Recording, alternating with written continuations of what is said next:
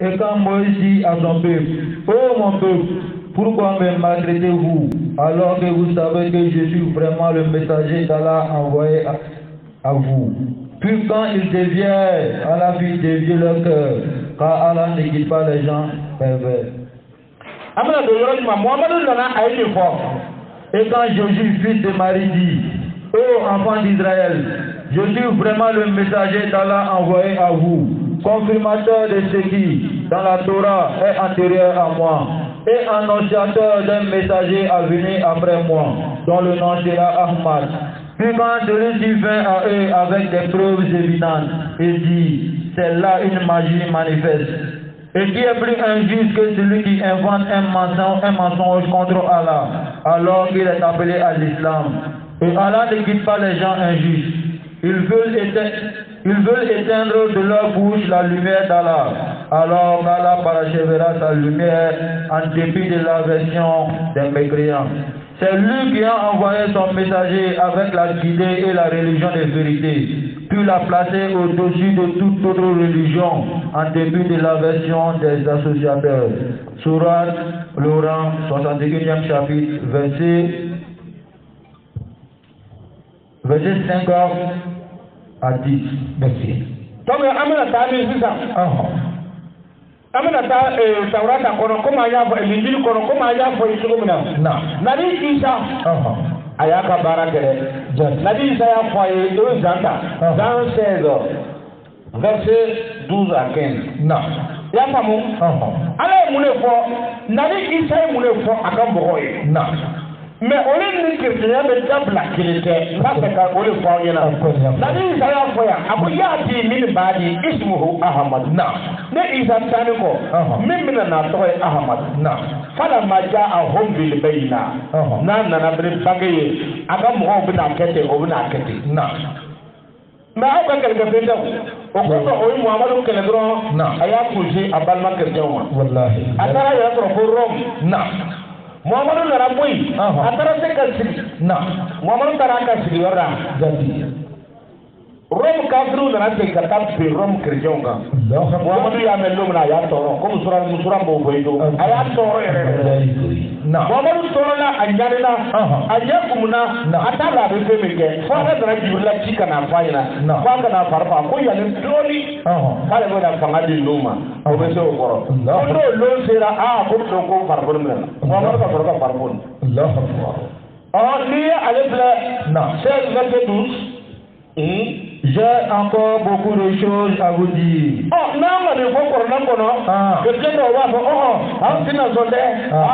Il y a un corona, il y avait un mot foyer. Il y a un mot il savait que tu devais dire. J'ai beaucoup de choses à vous dire. Ako kuma chama bine isa poro ka faye ko mba fora yo don kana to bila isa so na ka lo kwa le ka mission batuma sera ako ma ko j'ai encore beaucoup de choses à vous dire ako kuma chama bine isa poro mba ka faye memu mais vous ne pouvez pas les porter maintenant. À côté de Isaiah Fauyena, c'est ça. C'est ça. Il a pris le même pour le. Non, à quoi tu m'as pas de ce rapport? Non, il n'a pas à faire du Koya Timin Badi, Ismo Ahmad. À quoi tu m'as pas de ce Fauyena? Non, c'est encore 6 ans. Quand le consolateur sera venu l'esprit de vérité. À quoi le consolateur nana? Consolateur est jeune, ici il n'est pas bien. Non, Muhammadu Yabafa, Allahumma salli à la Sayyidina Muhammadi. Au consolateur n'est pas. Allez même faire kafou. Comme pour rien faire comme on que j'arrive à Ja'alna comme madame Wasata. Aw de bɛɛ ka kan Muhammadu nana a ye cohésion sociale de kɛ comme kɔrɔna b'a fɔ ɲɔgɔn mais ani ninnu tɛ kelen ye dɛ ani waajɛw tɛ kelen ye dɛ ani biyɛwagaw tɛ kelen ye yɛrɛ ani chrétiens a y'olu faga waajɛ o biyɛwagaw ça c'est ton problème Muhammadu kɔni ma min fɔ Muhammadu nana le a nana ko consolateur fɛn min bɛ bɛɛ ka fo nisɔndiyabaga a ka di bɛɛ ye wa basiril mu'minin a ko Muhammadu nana dɛ n'o a nana tumana min na don l'esprit de vérité na chenga esprit bara chenga nimbi chemina mina chenga nimbi chemina na o bayira ka ko chenga nimbi garau akoni o tɛ wa n'i taara jamayɔrɔ la hakilimaw fɛ mɔgɔ hakilimaw fɛ i tɛ mɔgɔ si a b'a yɛrɛ mankutu hakilitigiw fɛ dɛ i b'o bɛɛ ye a b'a tɔɲɔgɔn de mankutu de y'a ka karamɔgɔ de y'a ka ɲɛmɔgɔ a b'a tɔɲɔgɔn de mankutu a t'a yɛrɛ ɲɛfɔ dɔwɛrɛ de b'ale fɔ o kosɔn o ye hakilitigiw de ka diɲɛ o kosɔn nabi Isa ko yan ko l'esprit de vérité ko tiɲɛ ka ni mi cɛ min na cɛ ka ni mi cɛ min na n'a nana kɛ ko o de ye il vous conduira dans toute la vérité. A ko a bɛ nana alu sama ka taa n'aw ye k'aw ɲaminɛ ka taa tiɲɛ sira tɔ bɛɛ la. Ça, il ne parlera pas de lui-même. A ko sabu a cɛ nin aw kana siga la fiyewu a cɛ nin ma deli k'a fɔ ko musokɔrɔba ko ten a ma deli k'a fɔ ko cɛkɔrɔba ko ten a ma deli k'a fɔ ko lɔnnibaga dɔ ko ten il ne parlera pas de lui-même waati kuma kunfɛ aw de ka kunfɛ kuma ka jaabi dɛ a ko cɛ ti kuma kunfɛ fiyewu nabi Isa filɛ a b'o kan ka Muhamadu mankutu l'esprit de vérité quelqu'un dɔ an y'o yɔrɔ de a ko non ko l'esprit de vérité de ko mɔgɔ tɛ ko ni don k'a bɛna to ka mais a fɔra yan ni bɛ to ka yɛlɛ ten ka to ka kuma i b'a mɛn cogo di a bɛ tugu farikolo de la. Mais il dira tout ce qu'il aura entendu. A ko a bɛna fɛn de fɔ min donna dara a tɛna fɔ k'a fɔ a yɛrɛ ma ko tan ko tan dɛ a bɛna fɛn de fɔ il aura entendu min donna dara a ye min mɛn komi i n'a fɔ sen na Jibirila bɛ n'a fɔ Muhamadu cogo min a fɔ Muhamadu ti kuma a kun fɛ kɔrɔna m'o ko fɔ ye dakuruɲɛ kelen ko la yantiku anil hawa ko cɛ min don k'a ti kuma a kun fɛ in huwa illa wahyun yuha o kɔrɔ de ye ko a bɛna fɛn fɔ fana segin yɔrɔ attendu in huwa illa wahyun yuha aw ka hadisa ɲuman de wajibi tɛ yen. Ko Muhamadu ti kuma kun fɛ ko a bɛna kuma ni fɛn ye o ye min don a dara o kosɔn kɔrɔna b'a fɔ ko in huwa ila wahyun yuha mais aw ka mun de bɛ yen hadisa jumɛn de bɛ yen ko wahyu don a bɛ se k'a dɔn yɛrɛ de la a tɛ yen koyi wuya zivili karamɔgɔ sabu an b'aw de fɛ yan bi n'a dɔ bɛ yen ne hadisa dɔ bɛ yen ko wahyu don a b'a yira n na an ka se mɔgɔw ka jaabiya bi yan n'a ma na bi sino a ta a b'a yira o la ko ni hadisa ko wahyu don i bɛ y'a dalilu bɔ yɔrɔ min na i bɛna fɔ an ye ko ni dugu bila et il vous annoncera les choses à venir. A ko wa a bɛna fɛnw fɔ aw ɲɛna fɛn minnu bɛ kɔfɛ n'o ka kan ka na fana a bɛ n'o bɛɛ fɔ aw ɲɛna Muhamadu ye fɛn caman fɔ Muhamadu ye fɛn caman fɔ a n'o tile ma a tun tɛ yen nka a nana na sabu Muhamadu y'a fɔ Muhamadu ye fɛn taamasiyɛnw di ka arajow ni fɛngɛw taamasiyɛnw di nka a nana na Muhamadu y'olu taamasiyɛn di kɔrɔna kɔnɔ yɔrɔ caman donc i b'a dɔn o de la ko nin cɛ in nabi Isa de y'a kuma fɔ ko a bɛna fɛn de fɔ a ye min fɛngɛ il me glorifiera. A ko wa a bɛna ne Isa fana ko fɔ aw ye parce qu'il prendra de ce qui est en moi et vous l'annoncera. A ka ne Isa ye min fɔ aw ye ne ta ye sariya min ye a ko a bɛna o de ta a tɛ don kura kan dɛ a bɛna kɔrɔma in de ta k'a ɲɛfɔ aw ye ne tun ye min fɔ aw ye ka fɔ. Tout ce que le Père a est en moi. A ko fɛn fɛn bɛ fa la fa ye fɛn fɛn bɔ o ye ne fana ta ye donc n'a ye fa ta fɛn fɔ ka ban a kɛra komi a ye ne Isa ta le ta. Siga t'o la koyi. C'est pourquoi j'ai dit qu'il prendra de ce qui est en moi et qu'il vous l'annoncera. O kosɔn n y'a fɔ aw ɲɛna n ko fɛn fɛn ye ne ta ye a bɛna ta sabu ni Ala ka kuma fɔ ka ban a kɛra komi Isa le ta fɔ. Siga t'o la. O kosɔn ko n y'a fɔ aw ɲɛna ko a bɛna fɛn fɛn ye ne ta ye a bɛna o de ta k'a fɔ aw ɲɛna wa a bɛna o de annoncer aw fɛ. O lɔra wa a bɛ taa 15 a bɛ lɔ 15 a lɔra o bɛ taa yɛrɛ de. D'accord an bɛna taa jumɛn kɛ i bɛ suratu sura ta ni suratu sura ta i b'a filɛ fɛn min b'o kɔnɔ suratu sura haya 50 ka taa fɔ a laban na suratu sura a haya 50 fo ka taa fɔ haya laban na ni fɛn min b'o kɔnɔ an na o filɛ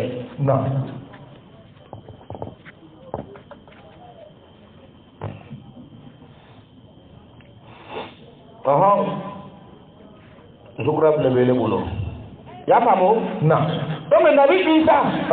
Isa ma ke mo kon na njugo Nabi Isa ke mo kon na njugo anana kana sharia fo ka dine fo mo ye wa ibaraka o jogora fana fo jogona ko anana ala ya jika min fo ayo fo ka Muhammadu nye fo agera nunu le mauludi no ta bu wole mi na kere daw Muhammad Nabi Isa nana kana Muhammadu bange ka nye fo mo ye sura shura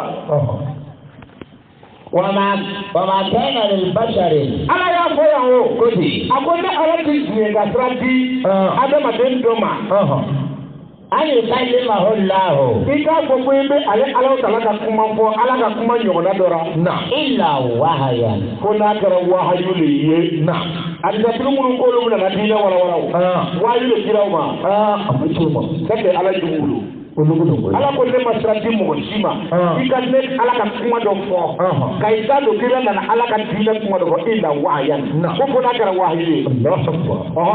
amin wara el hijab ko wal ma ka kai hijab ko be do hijab ko be muye wal ma ka kai ni wayu ma kema wayu min na ibo takatu ko fo ko le suku be na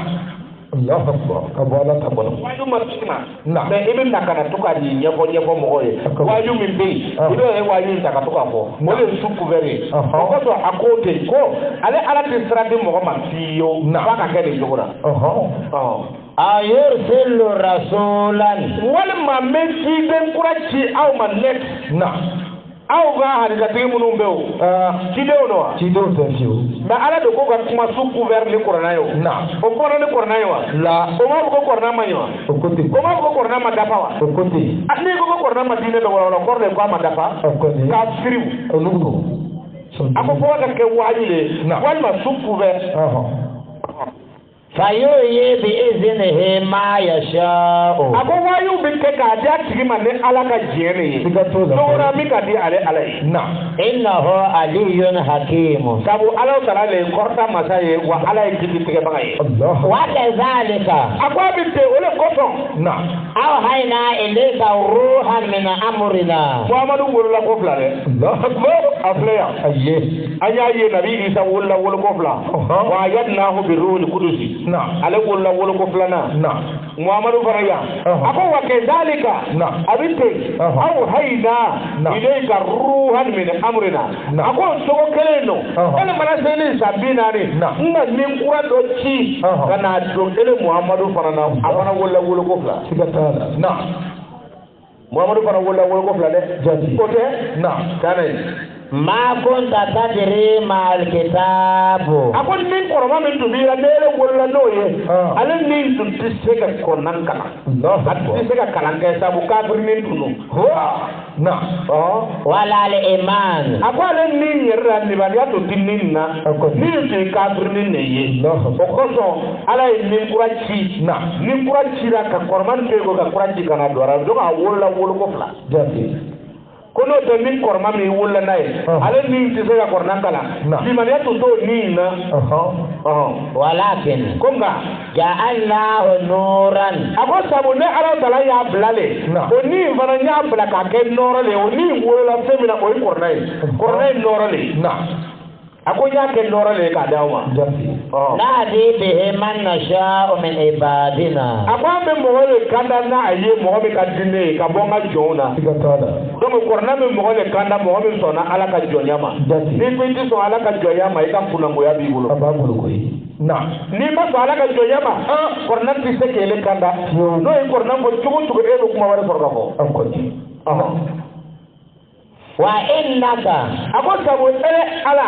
la tahdi ila siratil mustaqim bi fete ko fuy bi kandal le ke mo ra ka tasraka rabi la lenu siratil lahi ni to lo ni to sira lo rabi lenu ko le ala ka srai alladhi lahu ma fi samawati wa ma fil ardi o ala mi ka srai ni to ala infana lo o ala mi infana feme mi sanfe ade feme bi duguma kwa be ma sabe ga o ala le ko Allah ila Allah tasirul umur akwai kana sigara fiyo cheno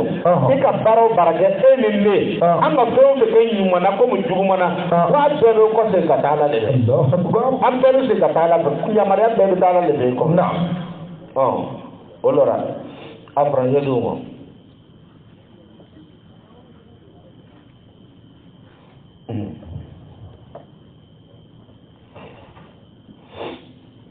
La ilaha illallah, la ilaha illallah, la ilaha illallah, la ilaha illallah, la ilaha illallah, la ilaha illallah, la ilaha illallah,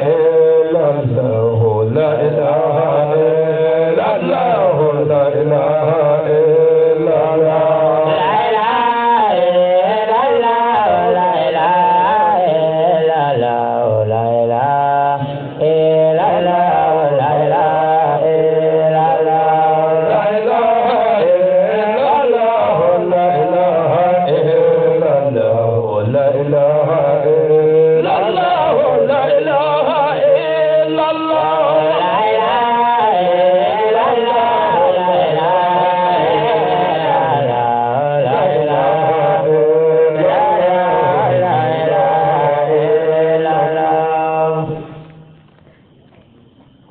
Il n'a pas été donné à un mortel qu'Allah lui parle autrement que par révélation, ou de derrière un voile, ou qui lui envoie un messager, qui révèle par sa permission ce qu'il veut. Il est sublime et sage. Sourate la consultation, verset 51. Merci. Abaka Togodi, Abo Obe.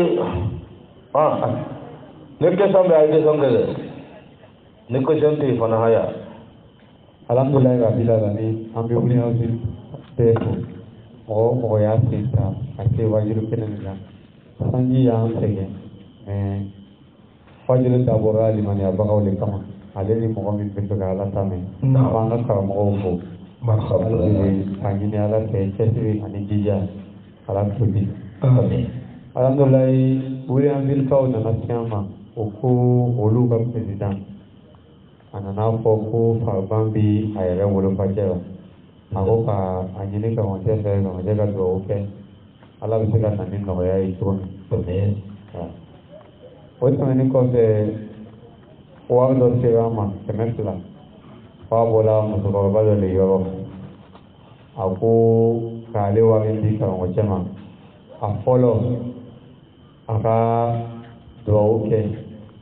ala ka shi kɛnɛya ani lafiya di an ka kibiri ma ka se Sema Jafar Watara. Takbir. A filanan a ko ka duwawu kɛ ka hinɛma duwawu kɛ ka se an ka karamɔgɔ ma Yakuba Watara. A ka mɔgɔ ɲumanya a ka mɔgɔ sɔbɛya kama. Parce que quartier kɔnɔ yan Wulenzili yɛrɛ kɔnɔ a ma dogo mɔgɔ si la. Fɛn ba le tun don wa mɔgɔ ba le tun don olu yɛrɛ ɲɛkɔrɔ. A tun ka di ale ye a ka wari di ka tɛmɛ nin bɛɛ kan hali miliyɔn sɔrɔla ale bolo a b'a di mais ale se kɛra 200 le ye k'a di Karamɔgɔcɛ ma a ka se ka dugawu kɛ Karamɔgɔ Yaku ye ani Karamɔgɔ Yaku taara ka kɔmɔgɔ minnu to yen mɔgɔ o mɔgɔ sɔnn'a kɔ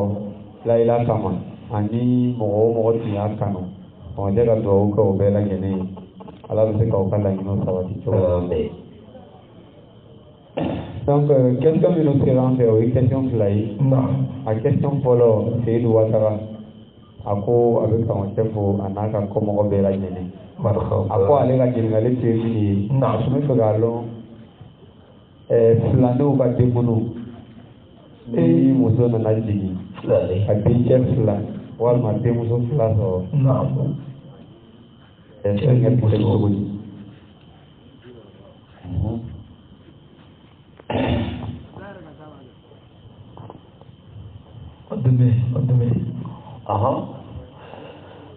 D'accord. Alhamdulillah Rabbil Alamin. Musokɔrɔba min bolila pesira yan. A y'a ka ŋaniya ɲumanya le yira. Wallahi. Ni ŋaniya ɲumanya tɛ. Ni kanu tɛ. A ti ɲa. O kɔsɔn bur kasidatigi b'a fɔ ɲɛna. A b'a fɔ ye ko lawulala hawa lam turik dam an ala talale wala harik talle zikri libani wal alami. O ye kanuya de. Wallahi. A ko ne kanuya tun tɛ. Ne kanu tɛ. Mun kama i bɛ tugu to yen ka taa sigi so kɔrɔ tongo kɔrɔ dɔ la ka to ka kuma i kelen ni ɲaji ye kanu lo i b'o kɛ n'o tɛ i bɛ bɔ dugu min na ko mɔgɔw bɛ yen jati takbir a y'a ka baara kɛ musokɔrɔba a y'a ka baara kɛ nka nin yɔrɔ sɔrɔ man di musokɔrɔbaw la dɛ a sɔrɔ man di koyi e bɛ musokɔrɔba 1000 fara ɲɔgɔn kan fɛrɛ tɛ nin kelen walahi dɔw bɛ bana su fɛ ale kelen dɔrɔn de bɛ sɔrɔ wa lanbara wolo n'o tɛ a tɛ sɔrɔ tugun walahi nka dɔgɔnin Usa Yakubu a dayara an cɛ ma fo ka ɲɛ ne yɛrɛ bɛ yɔrɔ min na bi ne anw bɛ an ta de jɔrɔ walahi an ta i bɛ taa laban cogo di n'o tɛ ale ta laban kɛra anw ɲɛna ka ban ne yɛrɛ tɛ sigɛ o la a kisi ni a nisɔndiya n tɛ sigɛ o la sabu kɔrɔna y'a fɔ cogo o cogo n y'a sɔrɔ o bɛɛ kɛra a ta bɛ o kɔfɛ o b'a fɔ ko ni jɔn ma sa ko bɛɛ juru b'i la ni mɔgɔ ma sa e kungo tɛ ban o kɔsɔn n'a bɛ silamɛya ni dɔ fatura cɛ ma ale t'a nɔgɔya dɔn e bɛ se ka dɔ fɔ a la ka dɔ fɔ a la k'a fɔ fo ka si nka e min yɛrɛ bɛ kuma na jɔyɔrɔ est-ce que Ayuba ta ɲɔgɔn tɛna se i ma wa ka sitana labila k'a lajarabi ni limaniya tiɲɛna don i bɛ jɔyɔrɔ o de la i ta laban n'o tɛ an karamɔgɔ ye ko ne kɔni ma sigi ale la ma sigi ara ma dun ten fana k'a sababuya kɛ ko n'a caman ye mɛ o y'a jamana kow ye o y'i ko wɛrɛw ye jati n'Ala sɔnna o fana n'o fana fɔlen sera an b'o fana fɔ n'o tɛ n b'a fɔ a ɲɛna aw k'a lɔn ka sigi a la aw bɛ saya min miiri la a b'an tɔɔrɔ an t'a ye a ɲɛna n'o tɛ ne ma sigi a la fiyewu ko a bɛ kɛnɛ kan yan an cɛ ma siga t'o la n ma sigi o la fiyewu ne ma sigi ale la k'a b'an cɛ ma yan kɛnɛ kan k'a sababuya kɛ Ala le y'a fɔ a ɲɛna wala tahsibanna alladhina yuqatiluna fi sabilillah amwatun bal ahya'un at-takbir ako adamu tora diinɛ kɔnɔ Ala ko kɔnɔ ka sa ka fatu ko ale tɛ diɲɛ n'a ye k'a fɔ silamɛ ye k'a fɔ ko su tɛ ko su tɛ dɛ ko ɲɛnama don e de t'a yera dɔrɔn n'o tɛ ɲɛnama don n'a b'a kɛ Ala ko baara o baara kɛ a bɛ kɛ i bɛna lawara yɔrɔ min na don min na Muhamadu sera Baitul Muqdis la ciden fɛn fɛn tɛmɛna o don sa ne bɛ sa miliyɔn bɔ dɛ a b'a bɔ koyi mais a y'o bɛɛ ye donc k'a fɔ a b'an jama ne tɛ siga o la n tɛ jɔyɔrɔ o la donc ale ta kisi an b'a fɔ Ala ye ale nɔgɔya ka ban an bɛ jɔyɔrɔ labanko ɲuman Ala k'o di an ɲɛna amen labanko ɲuman an y'a daminɛ cogo min na Ala k'an laban o kan n'o tɛ dɔ b'a ka Ala ko kɛ k'a ka Ala ko kɛ k'a ka Ala ko kɛ a si tɔ tɛ tɛmɛ san 2 kan a bɛ yɛlɛma kɛ kunnangoya Ala k'an kisi o ma n'o tɛ ni min ta kɛra i ɲɛna i b'a fɔ ko Ala de ye n'o tɛ k'a fɔ ko Usa Yakubu an b'a miiri la cogo min na k'a fatura o tɛ dɛ o ɲɔgɔn saya tɛ fiyewu sabu a na aw fɛn o fɛn bɛ yɔrɔ in na yan a n'aw fɛn fɛn bɛ yan a n'aw bɛɛ bɛ se ka baro kɛ mɛ aw de tɛna dɔn ko ale n'o kɛ bisiki ni fɛn dayara ka ban tuma dɔw bɛ yen i bɛna kuma dɔ i b'a ye ni kɔni karama sina ka kumakan de mɛ i t'a ye o bɛɛ bɛ se ka kɛ fɛn min bɛ kan k'a sɛgɛn ni fɛn min y'a sɛgɛn a bɛ se ka kɛ a ye mɔgɔ min kan n'a cɛ ma a b'a fɔ a ye o tɛ wa donc an b'a miiri la cogo min na o tɛ Ala ka laban ko ɲuman d'an ma min y'i kɛ ye ko ni den wolola muso wolola ko ni muso jiginra filanin denkɛ fila walima juma muso wolola walima cɛ ni muso question bɛ cɛ ni bolo e de b'a ɲɛfɔ a ko parce que question nin e de b'a fɔ cogo min na a bɛ explication ye saba de ko juma ni juma e k'a ɲɛfɔ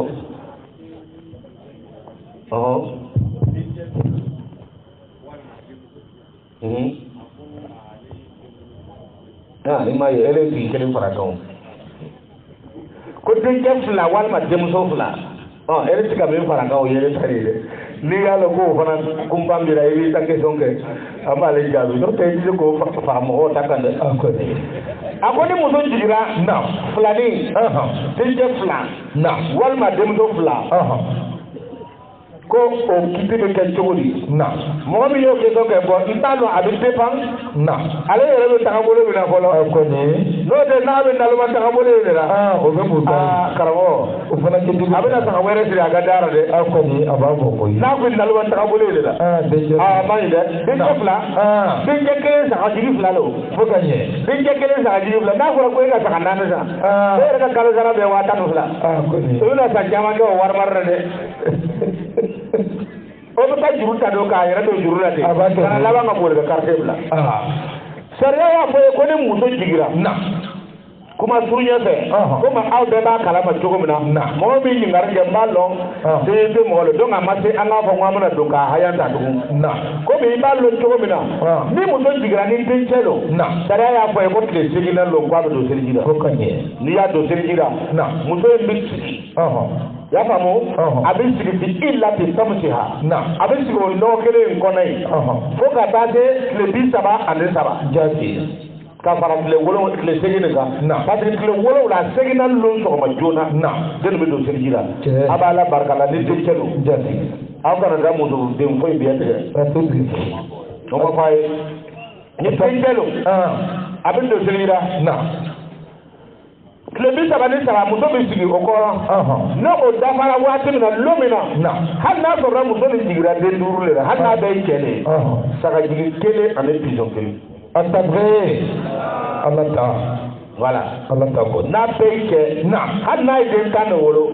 sagajigi 1 ani pigeon 1 tile 40 nin ka dafa n b'a dɔn ni mɔgɔw bɛ fɛn in faamu ala ye sariya in fɔ sariya in ti den ninnu nɔfɛ don den ta banna depuis tile 8 nan don sariya bɛ bamuso de nɔfɛ parce que a y'o tilenkɛ min k'a ma seli kulla seyin muqaddasa la tamassa wa illa al-maqdis la tajiya fɛn bɛ ka sanu k'a kana magara ayi yɔrɔ sanuman k'a tɛ taa yen a y'o min kɛ dɛ saga bɛ na taa di bi karu bin hawlɛ a bɛ na ne sagajigi de ye san 1 saga ani dɔgɔnin 1 ala ta dɛ walahi mais ne e ka muso jigiya den 3 den jɛwolo n'i bɛ nalwayatɔ in na saga 6 hali saga feerela bɛɛ tɛ saga 6 sɔrɔ a ma a bɛ jɛ saga feerela bɛɛ tɛ saga den 6 sɔrɔ a yɛrɛ ta ye yan dɛ e ni bɛna taa o den 6 san ni nalwaya ye mun dɔn o kosɔn n'a tigi taara se o yɔrɔ la i b'a caman ye n'a sera o yɔrɔ la a bɛ mankan ci k'a kɛ komi ale limaniyara de k'a sɔrɔ foyi a dɛsɛra de ko kosɔn ko jafarimɔgɔw jogo ma k'olu t'o yɛrɛ sɛgɛn ko b'a kɛ i bɛ se ka na n'u fɛ k'a kɛ an t'i nɔ i bɛ sariya kɔnɔ o yɔrɔ dɔ bɛ cɛ d'a ma ɔ ninnu fana bɛ to yen ka tugu i wele ko i kafiri ko i bɛ den degeli kɛ n'i nana fɔ n ye an fana b'a fɔ ko i kafiri n'i ma den degeli kɛ e m'a kɛ don bɔda t'a fɛ fiyewu ni denkɛ don tile 8 denmisɛn dɔw bɛ don seliji la filaninw lo sabaninw lo o bɛ don seliji la tile 33 a bɛ ɲɔgɔn sɔrɔ a bɛ taa tile 40 ani 1 a ye yɔrɔ in faamu ka ɲa tile 44 lon tɛ dɛ nene wulila ko tile 40 de ye bi ye sɔgɔma ye wulila ka saga faga a ma dafa fɛ parce que sɔgɔma nene wulila tile de ka kan ka ban a bɛ dafa tile 40 mais nene y'a kɛ sɔgɔma don tile 39 don a ma dafa n'a fɔra k'i ka tile kɔnte ko tile 20 o tɛ ele y'a kɔnte bi sini fo ka taa se tile 20 lon i ka kan ka fɛn min kɛ o lon sɔgɔma e wulila k'o kɛ est ce que tile 20 dafa a ma dafa o donc o kosɔn a bɛ taa tile 41 la i bɛ tile 40 min bɛ dafa 41 na lon sɔgɔma i bɛ na ni sagajigi ye muso min na n'a ye muso yɛrɛ bɛ na a b'a di sacrificateur ma ale pigeon a bɛ a faga ka sɔrɔ ka sigifari kɛ o lon seli fana muso bɛ commencer ka seli fana seli a b'a daminɛ seli fana fo ka taa ni denmuso don n'a ye musodenw wolo ni denmuso don a kɛra filanin ye a bɛ sigi kutubu ayi muso bɛ to yen fo lɔgɔkun 2 o nɔgɔ in kɔnɔ o lɔgɔkun 2 nin kɔnɔna na n'a ka di ye i bɛ tɔgɔ la i den na ni denmuso lo n'a ka di ye i b'a to yen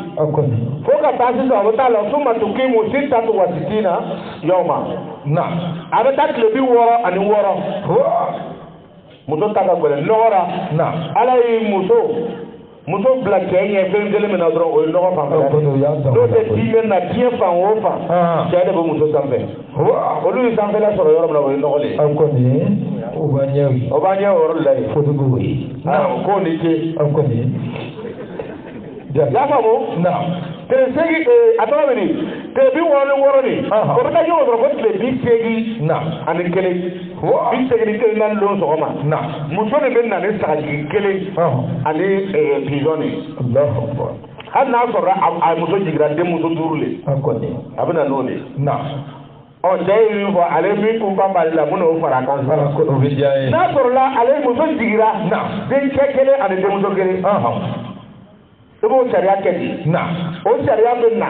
toujours n y'a fɔ a ye ni tile seginna n'o sera dencɛ in bɛ don seliji la ka taa barikala kɛ summa tuqimu sittata wa sittina yawma y'a faamu muso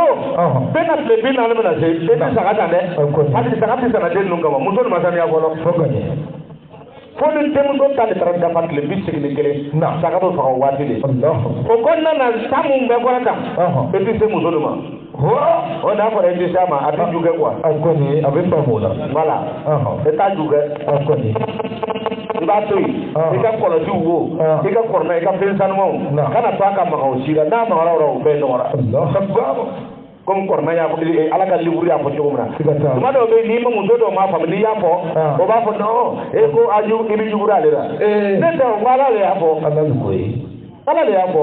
ni dencɛ ni denmuso don ni dencɛ ka tile 8 don sera a b'a don seliji la ka barikala kɛ a bɛ sigi de fo tile 80 de ka taa dafa ni tile 80 taara dafa muso sara fo ne ye dencɛ ka saga san ka t'o kɛ est ce que muso saniyara ni baara fu de kɛ don f'a ka taa saniya ni dencɛ ta san k'a kɛ ni muso ma ta nana se saga san min ma wajibi donc i bɛ nalimaya dabila k'a kɔnɔ a bɛ taa se nin na i bɛ sɔrɔ ka sagajigi yaala ka na n'a ye ani pizɔn kelen baara bɛ kɛ nin cogo la n'o tɛ ni den jiginra tile 7 a ye misiri wele a turu la ka taga ni tinji don a turu la dɛ ne bɛ yɔrɔ min na sisan a y'a nɛnkɔrɔ juru tigɛ a bɛ yɔrɔ min na sisan den yɛrɛ bɛ cogo min na a y'a kunli dɛ a y'a kunsigi pese a y'a biyɛsi tigɛ den bɛ biyɛsi ko ye a ka gɛlɛn ko ye ko k'o pese ko k'o pese a bɛɛ manamanakan a bɛɛ manamanakan ala ye min fɔ o de ye komi se tɛ mɔgɔ a bɛɛ b'a faamu ka ban o kɔsɔn a mana n'a bɛɛ fɛ sinon an bɛna n'a ye k'a kalan ka d'aw ma donc a b'o cogo de la ala ka dɛmɛ kɛ papi min sera an fɛ o ye lɛntiri ye ka bɔ yanso ko kaw de fɛ parce que i tɛ bi to yɔrɔ ye a lɛntiri mɔgɔ min y'a sɛbɛn Alain Ido a ko yamusokoba bɛɛ tɔgɔ la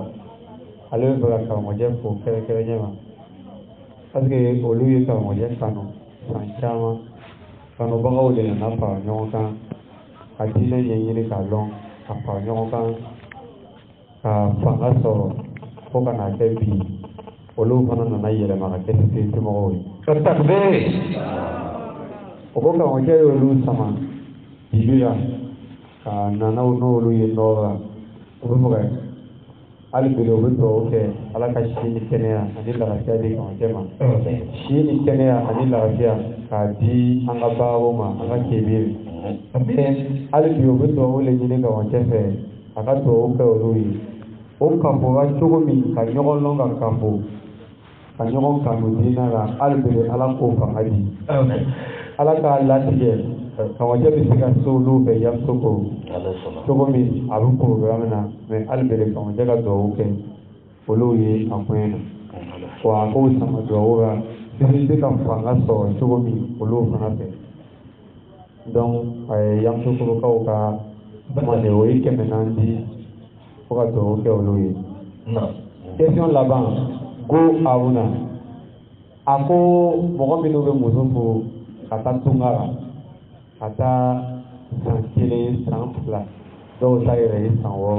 o bɛ taa kɛ tunga la ka ɲɔgɔn ka na kalo 1 dɔrɔn kɛ muso kɛrɛfɛ ka tila ka bɔ tugun ka taa a ko sariya la ale kiti bɛ cogo di. d'accord a ka kuma mɛn dɛ aw kɔni ko minnu bɛ muso furu nin cogo yɛrɛ ten san 2 san 3 a bɛ taa ka se ka na kalo 1 dɔrɔn kɛ ka taa a bɛ dépend n'a muso ye min fɔ ka bɛn aw kɔni a bɛ dépend o de la mɔgɔ yɛrɛ ɲinitɔ i bɛ taa ele jɔra kalo 1 na dɛ karamɔgɔ kalo 1 jugɛri ma nɔgɔ dɛ aw kɔni karamɔgɔ cɛ bɛ taa kɛnɛya ɲɛma kalo kelen jugeri muso b'a fɔ ko ka sira di ale bɛ taa so fɔlɔ ko nin ye a bɛ sira d'a ma koyi mɔgɔ min ka kɛnɛ a bɛ nugu ni bɛɛ ɲɔnti a b'a kɛ koyi a nana a ka muso tɛ wa a t'a dɔn koyi a bɛ na ni mais a bɛ dépend sariya kɔnɔ na ni muso e ko i bɛ taa o kɔsɔn sariya b'a fɔ a ye ko wala juna ale ko fi ma k'i ba tun nisa ye e ni muso bɛnna la i b'a dɔn ne ye voyage kɛla de ye a kɔni ne ye voyage kɛla de ye souvent je peux faire 1 an 2 ans na muso ko a b'i fɛ i ten i b'a furu n'a bɛnna kan a bɛna sigi a kɔni a bɛna sigi a b'a ka furu kɛ n'i taara ka na kalo kelen jugɛri n'a y'o sɔrɔ o diya bɛ se ka san kɛ ara a b'a k'a la koyi ni min b'a ɲa muso de kana wuli sisan comme ne cɛ mɛnna ale fana bɛ taa jɛnɛya kɛ n'a minɛna jɛnɛya la jɛnɛya kɛlɛ don Allahu Akbar na cɛ fana ka na taa comme ne fana mɛnna ka na muso fɛ i bɛ taa jɛnɛya dɔ kɛ o ti ɲa na n'o tɛ o ti kuma ye k'a fɔ sariya bɛ na a bɛ furusa ko kuma fɔ yɔrɔ ma n'i muso bila i t'a kungo kɛ i ti kungo foyi k'a la a dɔ bɛ yen ten e t'a dépense kɛ i ti kungo foyi k'a la ni kalo 6 dafalen sera exemple e ni muso ka kɛlɛ a ye fɔnɔ ɲɔgɔn kɔ dɔɔni ka mankan ci a taara o ka so e yɛrɛ ko wa n'olu t'a ka so yɛrɛ a taara ni kalo 6 ɲɛnama kɛ i ti dépense k'a la i ma taa nɔfɛ i t'a dumuni i t'a fɔ furu wulila hali ni ma fɔ hali ni ne ma fɔ ko furu sara hali ni ma kuma yala o de bɛ abijan karamɔgɔ da dɛ dɔw bɛ a y'a muso bila muso ɲɛnen bɛ san 10 a tɛ se ka furu i ka ye e de tun yewu ye i b'a nɛni i tɛ foyi k'a ye ni min ko a b'a furu a ma ne kɔni man ka furu wuli dɛ fo ka taa furu fɛ ka n'a wuli sariya la furu wuli don ka ban ala fɛ a banna an ma bɛ jan kelen ɲininka tugun don furu yɛrɛ ye mun ye fɔlɔ a fɔ an ye n ko furu ye jugɛri de wolo ele t'a kɛra o mɔgɔ wɛrɛ ka n'a kɛ o ye wurujugu ka to ye dɛ a kɛl'o ye koyi n'a ye denmusow bɛ ten a y'o minɛ k'o di furu la a banna ala kana jɛni yɛrɛ filɛ a y'a minɛ k'a di a ka furu kungo min b'a la lahara an bɛ t'o kuma fɔ a banna e le ko i t'a fɛ mɔgɔ wɛrɛ ka n'a ta o bɛ se ka kɛ cogo di e ko i t'a fɛ de e le t'a fɛ i t'a dumuni i t'a kungo foyi kɛ mɔgɔ kan ka min kɛ muso ye e t'o si kɛ sariya fana na a ma fɔ fana ko n'a kɛra tan muso fana ka taa kungo ba dɔ de bila i kan dɛ sariya ko fantan n'a seko i bɛ dɔ kɛ i b'i seko kɛ n'o tɛ furu ta nin ka muso furu ka taa tunga na nin o bɛ dépend i ni muso ka bɛn ara mais i kana dɔgɔyara kana dɔgɔyara dɛ i b'a fɔ a ye n'a bɛ se wolo n'a nana na don fana ka siɲɛ dama dama kɛ n'a nana y'a ti se sariya ti jɛnɛ a ka fɔ ka jɛnɛya kɛ a bɛ cɛ wele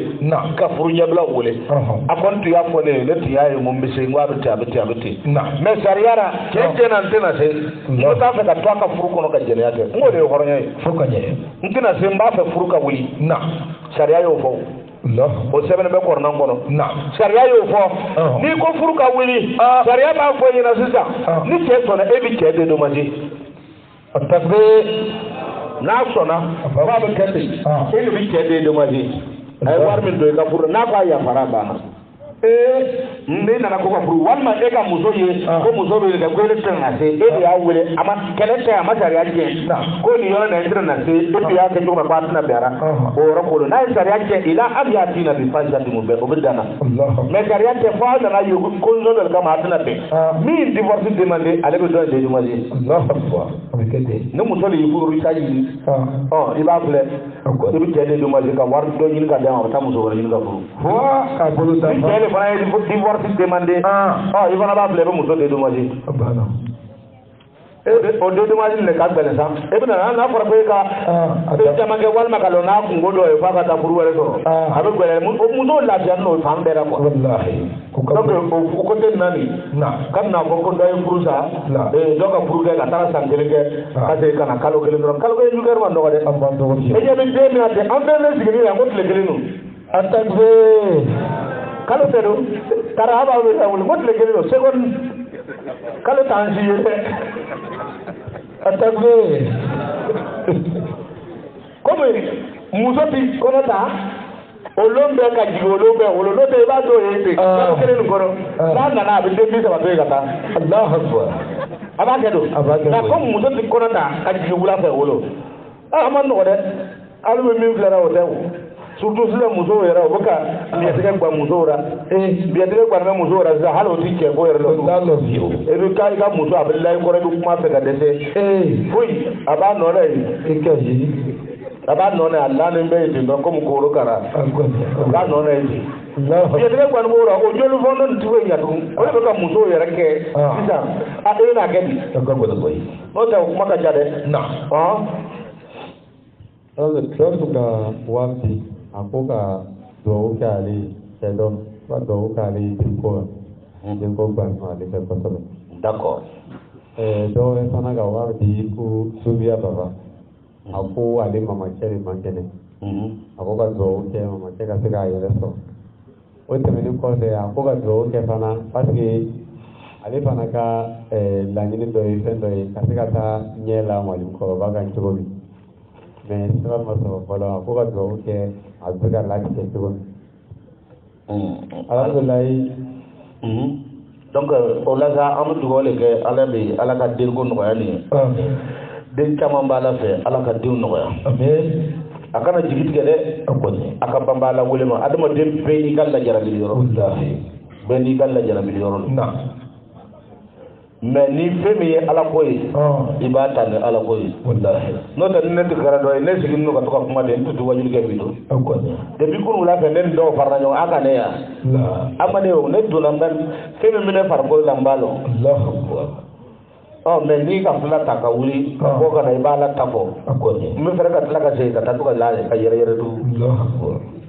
a bɛ kɛ ten. bi journée bɛɛ ne ma bɔ kɛnɛ ma bɔ fo n bɔra wulada nana ka don mobili la ka na o yɔrɔ mais a kana jigi tigɛ dɛ Zakariyaw san 100 ani kɔ bɛrɛ ma jɛ san 2 la san 200 la a muso bɛ taara fana san 110 nka a ma den sɔrɔ Zakariyaw y'ala wele don dɔrɔn a ko ya rabbi inni kiftu mawaliya yarisuni wa yarisu min alil kitab a ko ala ne sirannen bɛ dɛ ne kɔ bentimi fɛ min ka kan ka ne Zakariyaw tiɲɛ ta e bɛ ala ka kitabu ka a tiɲɛ ta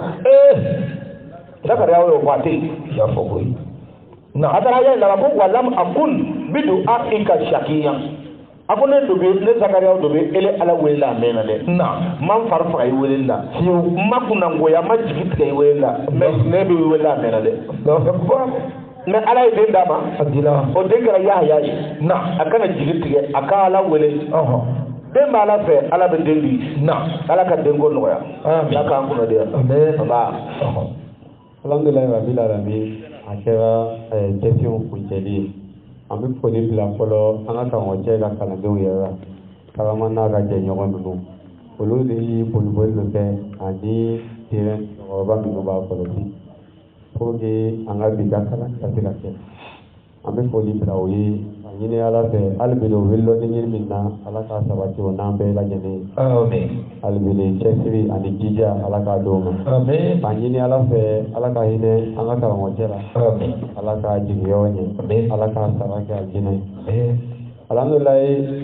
seli n'ala sɔnna an bɛ ɲɔgɔn sɔrɔ abubu samake a quartier dɔ bɛ yen abubu ko groupe fide voilà siniba an bɛna ɲɔgɔn sɔrɔ yɔrɔ la sini n'ala sɔnna a partir de 20 heures yan'o cɛ k'a fɔ an ka karamɔgɔw ye an ka sayidiw ye ko ɲɔgɔn ye b'o fɛ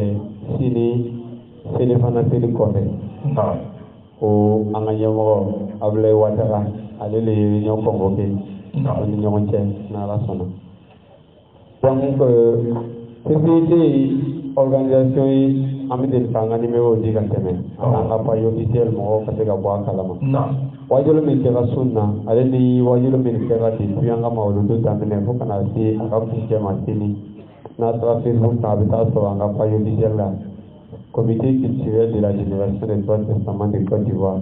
n'a taara YouTube kan a bɛ taa sɔrɔ CCT Côte d'Ivoire TV n'a y'a WhatsApp numéro ta 06 36 60 97 a bɛ taa sɔrɔ yen o tɛmɛnen kɔfɛ siège ka numéro a bɛ taa 75 76 33 19 08 34 12 71 05 06 29 73 n'a y'olu contacté ninnu ta a ka ci ala fɛ a kɛra kalan ye o a kɛra ɲininkali ye a kɛra sɔsɔli yɛrɛ ye a kɛra deba ye i nana nacogo o nacogo n'i y'ale ni bɛbɛ ninnu sɔrɔ ka ban i ka laɲini a bɛ kɛ ye an bɛ hali bi an b'an ka karamɔgɔcɛ fo k'an ka karamɔgɔw bɛɛ lajɛlen fo k'a ɲini ala fɛ ala ka si kɛnɛya ani lafiya d'o ma nin tun y'an ka kumakan ye haza salamu alaikum.